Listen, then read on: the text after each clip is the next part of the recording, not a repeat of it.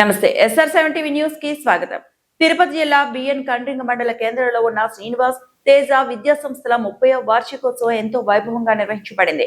ఈ సందర్భంగా సంస్థల అధినేత సుధాకర్ ఆధ్వర్యంలో ప్రత్యేక కార్యక్రమం నిర్వహించి వివిధ విద్యా సంస్థల అధినేతలను ఆహ్వానించి ఉత్తమ ప్రతిభ కనబర్చిన విద్యార్థులకు బహుమతులు అందజేశారు. కరెస్పాండెంట్ సుధాకర్ తన 23వ ఏట శ్రీనివాస్ తేజ పాఠశాలను స్థాపించి ఎన్నో ఆటుపోట్లను ఎదుర్కొంటూ అంచెలంచెలుగా అభివృద్ధి సాధించారు. ప్రస్తుతం పాఠశాలతో పాటు జూనియర్ కాలేజీని కూడా విజయవంతంగా నిర్వహిస్తూ విద్యార్థులకు నాణ్యమైన విద్య అందిస్తున్నారు.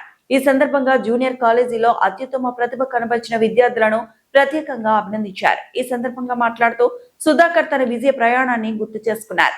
మండలంలో ప్రముఖ విద్యా సంస్థల్లో ఒకటైన వికాస్ విద్యా సంస్థల అధినేత సురేష్ నాయుడును తన తొలి గురువుగా భావిస్తున్నానని తెలిపారు. ఆయన సాధించిన విజయాలను చూసి తాను కూడా అదే స్థాయిలో అంతకంటే మెరుగైన స్థాయికి చేరుకోవాలని సంకల్పించానన్నారు. ఈ కార్యక్రమంలో మండల విద్యాశాఖ అధికారులు MEO 1 రవీంద్రనాథ్, MEO 2 ముని సుబ్రహ్మణ్యం, స్థానిక సబ్ ఇన్స్పెక్టర్ హరిప్రసాద్, శ్రీకాళహస్తికి చెందిన విద్యా సంస్థల అధినేతలు, వరదయపాలెం మండలానికి చెందిన పలు విద్యా సంస్థల అధినేతలు, ఉపాధ్యాయులు, తల్లిదండ్రులు పాల్గొన్నారు.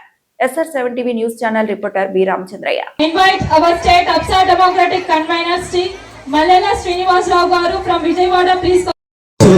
ఇచ్చేశారు. వారికి అందరికీ పేరు పేరున కృతజ్ఞతలు, ధన్యవాదాలు తెలియజేసుకుంటున్నాను. దయచేసి తల్లిదండ్రులు ఇప్పటి వరకు మీ పిల్లల ప్రోగ్రాములు చూశారు, ఇంకా కూడా చాలా అద్భుతంగా ఉంటాయి. కానీ ఈ మధ్యలో కొద్ది టైము మీ పిల్లల్ని అభినందించే ప్రోగ్రామే ఇది. ఇంటర్మీడియట్ స్టూడెంట్స్ కానీ, IIT స్టూడెంట్స్ కానీ, 10th క్లాస్ టాపర్స్ కానీ వాళ్ళని అభినందించే ప్రోగ్రాం కాబట్టి కొంచెం ఓపికగా చూడాలి, కొంతసేపు టైం ఇవ్వాలి మాకు దయచేసి. అదేవిధంగా మాకు బుచ్చినాయుడు కండ్రిగలో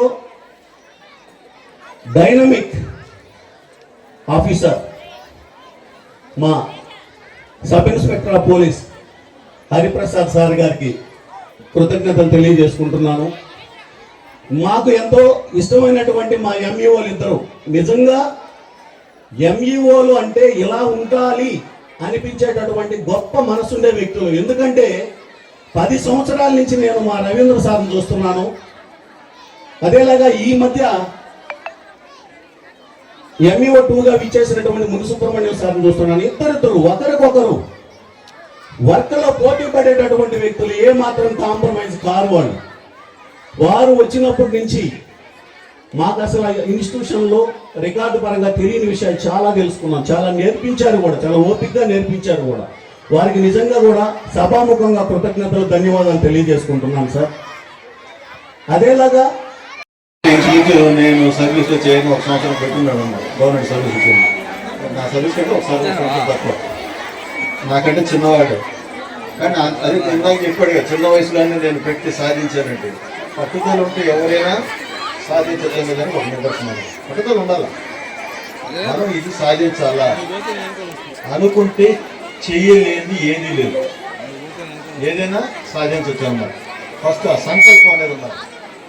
సంకల్పం ఉంటే ఎవరేమన్నా సాధించవచ్చు.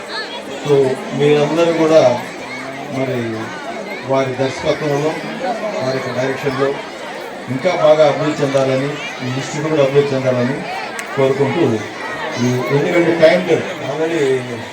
కష్టతరమైందో కొంతమంది పేరెంట్స్కి తెలిసి ఉంటుంది.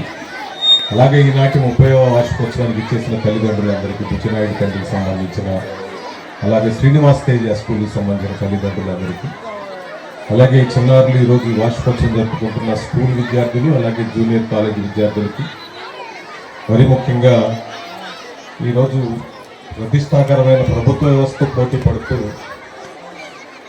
ప్రైవేట్ రంగంలో అనేక విద్యాలయాలు స్థాపించి ఎన్నో సవాళ్లు ఎదుర్కొంటూ కూడా విద్యావ్యాప్తికి పనిచేస్తున్న నా మిత్ర విద్యా సంస్థల సహోదరులందరికీ, అలాగే మండల విద్యాశాఖ అధికారులు ఇద్దరు ఉన్నారు ఇక్కడ వారికి, అలాగే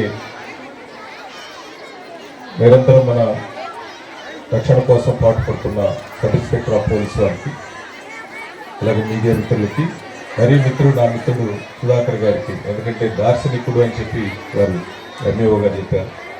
అలాగే సక్సెసర్, ఏదైనా వ్యవస్థ ముందుకు నడవాలంటే దానికి ఒక సక్సెసర్ కావాలి. అటువంటి Yogi, congratulations mister Yogi and Sudhakar గారు.